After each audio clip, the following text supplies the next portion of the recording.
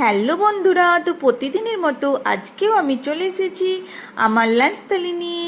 তো আজকে শুক্রবারের লাঞ্চে আমার কি কি রয়েছে চলো সেটাই তোমাদের সাথে শেয়ার করি।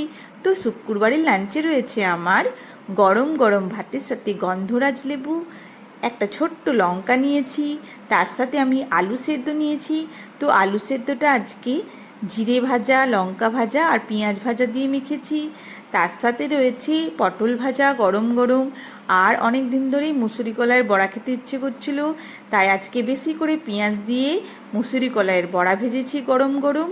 তার সাথে আমি করেছি মুগের ডাল, আর মুগের ডালও মাঝে মাঝে খেতে ইচ্ছে করে, তাই আজকে মুগের ডাল করলাম। আর নিয়ে নিয়েছি আম পাকা। তো কেমন লাগলো আমার শুক্রবারের লাঞ্চ থালি?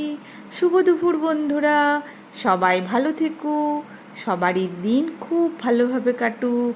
কাল আবার দেখা হবে। Good bye.